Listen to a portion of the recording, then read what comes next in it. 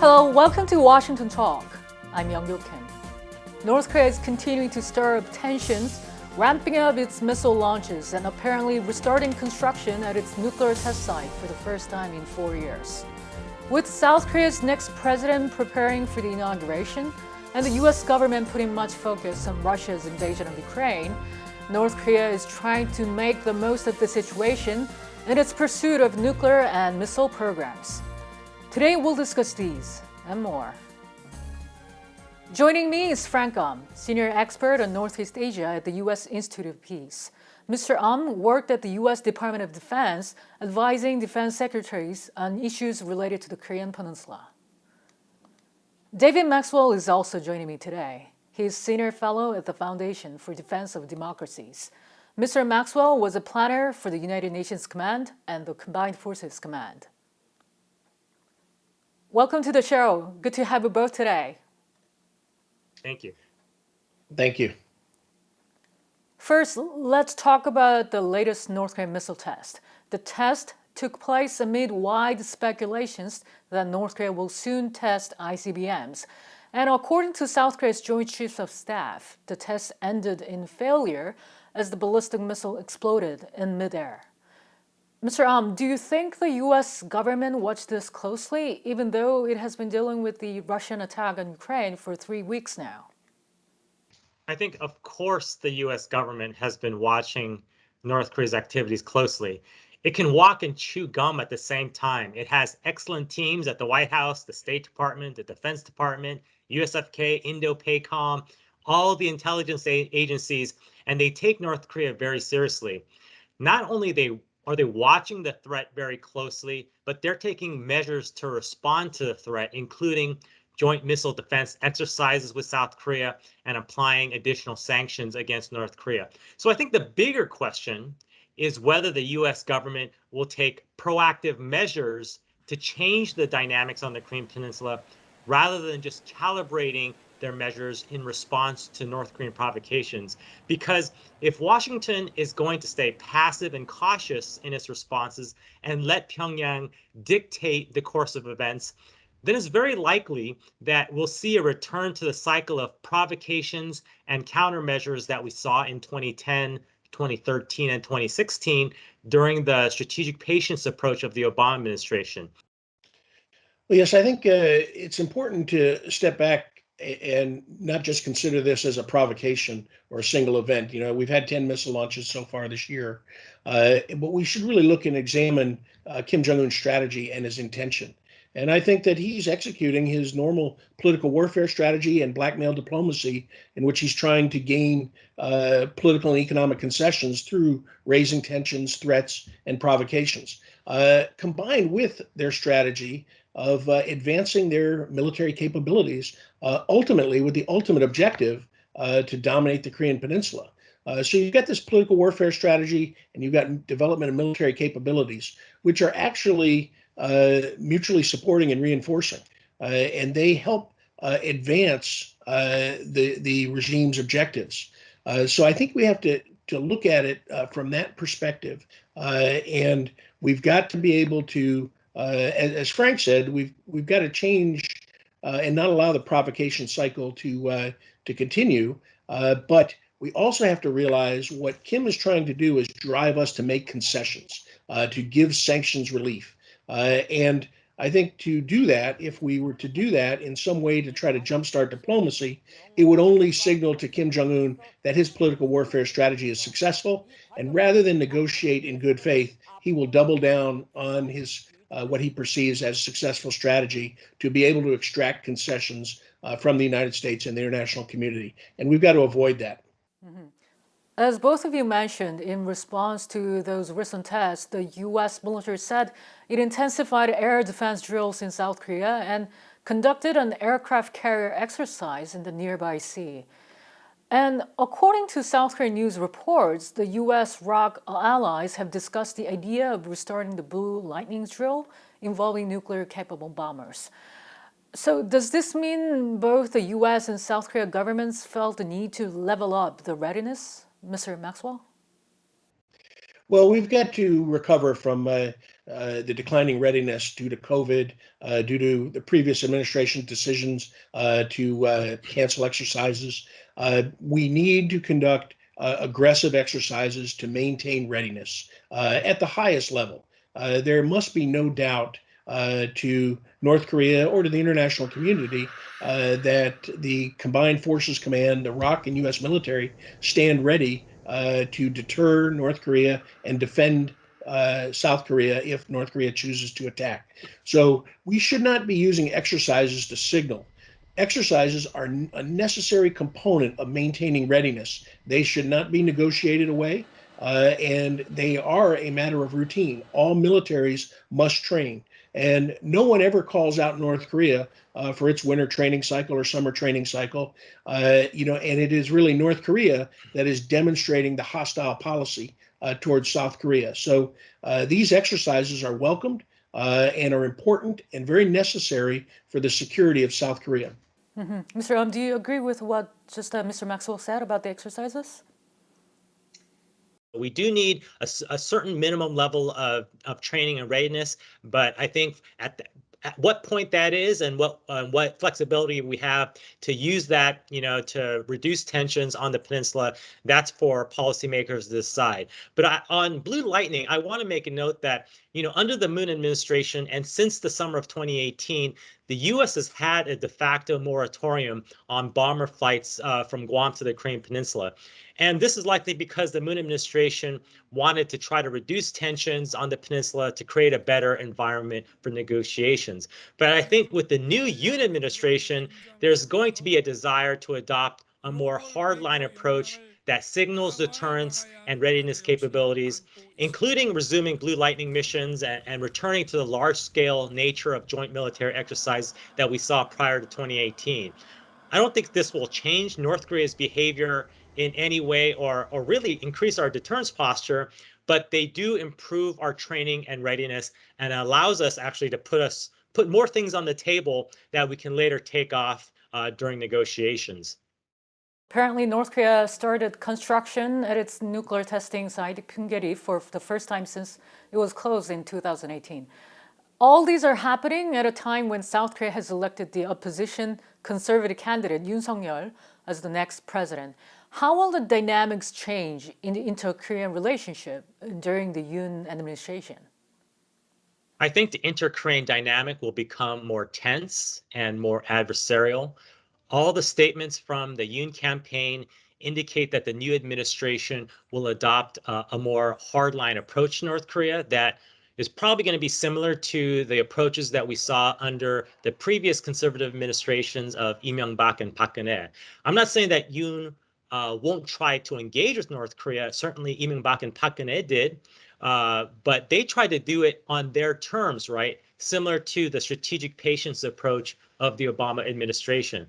The problem is that North Korea has no desire to engage with these administrations on their terms, right? And not only that, when North Korea engaged in provocations to increase its leverage, Lee Myung-bak and Park Geun-hye engaged in their responses of proactive deterrence, things like increasing its ballistic missile range, adopting a massive punishment and retaliation plan, developing preemptive kill chain strike plans, and expanding its ISR capabilities. And the end result was that other than the tail end of the six-party talks in 2008 that Lee Myung-bak basically fell into, there was no formal inter-Korean engagement during the 10-year period of the two conservative administrations from 2007 to 2017. So with North Korea not wanting to engage, most likely with a conservative ROK administration, and the US and the ROK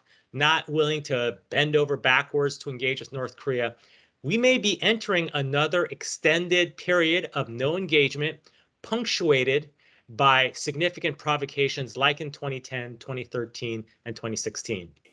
Mr. Maxwell, what's your view? Yeah, so I think I welcome the election of President Yoon because I think what we're going to see is a better alignment of the assumptions about the nature, the objectives and strategy of the Kim family regime between the U.S. and the ROK. And I think this is very important because, there was no success in 2018, 2019. There was no success because Kim Jong-un is not going to change his behavior. And I think that's very important that we understand that. None of these actions change his behavior. I think it's important to note that even though he has said publicly to President Moon, to former President Trump, that he intends to denuclearize, none of the policy documents inside North Korea say that they will ever denuclearize. In fact, they say the opposite. Its constitution declares it a nuclear state. There's no words in the party charter and no policy statements that have ever been issued that say that North Korea will denuclearize. And I think it's important to understand, what they will say to the administrations in the South and the U.S. is different from what their true intent is. And so we need to really understand that. So I think that the election of President Yoon is going to bring alignment with the U.S. and South Korea in policy areas. But most important, it is going to reinvigorate our defensive capabilities, which are really necessary to maintain deterrence and defense. But we must clearly understand what Kim Jong-un's intentions are. And, he is trying to drive us to concessions, yes, on his terms. But, do we really want to allow him to drive negotiations and drive the situation on his terms? I think not. Mm-hmm. Mr. Maxwell, you expected that the U.S. and South Korea will be more aligned when the Yoon administration comes into office. What are the things that it needs to be aligned more with the priority right now? Well, as I said, it is the basic assumptions about the Kim family regime. I think the Moon administration had very different assumptions than the U.S. did. And in fact, the peace agenda was based on the assumption that Kim Jong-un wanted to negotiate in good faith, would seek peaceful unification, and would denuclearize. And I think those are false and erroneous assumptions. So I think that's one. I think we're already seeing a clear indication that there will be an alignment on military readiness, and that we will no longer use exercises as a bargaining tool because they make no sense as a bargaining tool. We must maintain military readiness, but Kim Jong-un didn't respond in 2018 to the cancellation of exercises. And in fact, his focus on exercises is not about security guarantees or his security situation. It is about driving a wedge between the ROK and U.S. alliance, about weakening defenses, about establishing the conditions in which the U.S. cannot maintain readiness. Therefore, U.S. forces cannot maintain their position on the peninsula. That is what Kim Jong-un is driving for. And I think we'll see President-elect Yoon and President Biden be aligned on those issues and not allow a weakening of our defensive posture. Mr. Your view? Well, first, I wanted to go back to a couple of points that Dave raised, which is, that there were no successes in 2018. There were clearly successes, right? We had the moratorium on nuclear and ballistic missile tests. It's words basically only. Wait, if I didn't interrupt you, Dave, so please don't interrupt me. All right. There was a clear 4-year moratorium on nuclear tests, on ballistic missile tests, on long-range missile tests. That is a positive, irrefutable benefit for international security. North Korea is not conducting tests that allows them to improve their missile capabilities, right?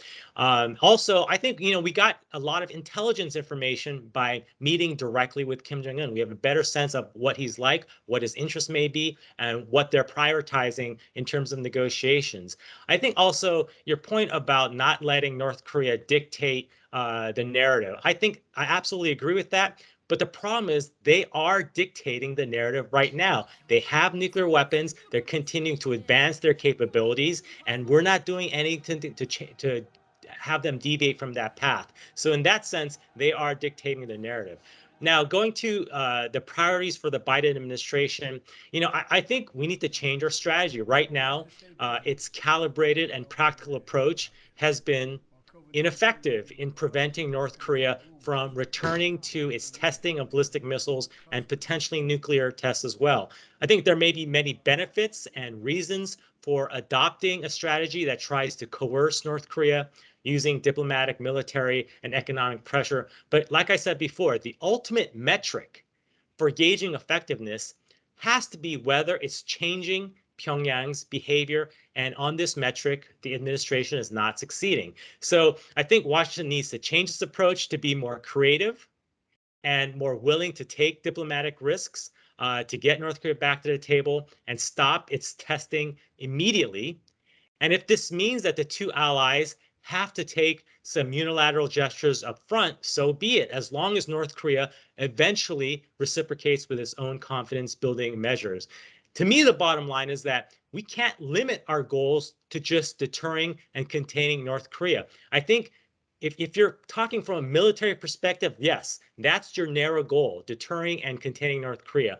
But I think if you're talking from a broader strategic perspective, we need to expand our goals to also include building peace, improving confidence building measures, and enhancing our mutual understanding of each other. I think, North Korea is a nuclear weapon country for the short term, for the medium term, and likely the long term. So we need to do everything we can to understand its strategic thinking, its fears, and its interests. Tell you frankly that you are pushing concessions. You are pushing that, and I cannot agree with that, and I can't recommend the Biden administration do that because I think it's a fantasy, and Kim Jong-un is not going to change. We got to deal with him as he really is, not as we wish it would be. And we can apply all the international relations theory, win-win scenarios, but Kim Jong-un is not changing, and we need to understand that. And I would say that the moratorium 2018 was not a success. And why was it not a success? Because they've continued to advance their program, with no let up. And so I think, it is a fig leaf success. Just saying no tests, that is not a measure of effectiveness at all. And I think we're in error to believe that. So, in terms of success of 2018, I think we have to agree to disagree because I think there are certain things that were successful. I think in terms of concessions, I agree. I am supporting concessions. I'm not supporting unilateral upfront concessions where we don't ultimately get reciprocation from North Korea because no one wants to do that. No one wants to have this be a one-side street where, we're only conceding and they're not. But if it helps lead to reciprocal concessions on their side, we have to consider that. The U.S. continues to stress China is vital in resolving the North Korean issue. And U.S. President Joe Biden and Chinese President Xi Jinping talked on the phone. And earlier, National Security Advisor Jake Sullivan and Chinese Politburo member Yang Jiechi met in Rome. While Russia has been the major topic between the two, do you think the U.S. side was able to persuade the Chinese to do more about North Korea? Well, I think if our approach to China is trying to convince it to adopt our strategy, which is to do a better job of enforcing sanctions against North Korea, then I think Mr. Sullivan probably hit up against a brick wall, right? I'm not sure why the U.S. would continue this type of approach when all signs and evidence suggest that this approach would fail. We tried the same thing during the Obama administration, particularly with the THAAD deployment and other strategic assets deployments to the peninsula. We told the Chinese, hey, if you don't convince North Korea to change its behavior, then you're going to continue to see these types of a posture and activities that you might find adversarial, adverse, right? And it caused it caused China to do. Basically, they took economic retaliatory actions against South Korea, which the U.S. didn't really do anything to help alleviate, right?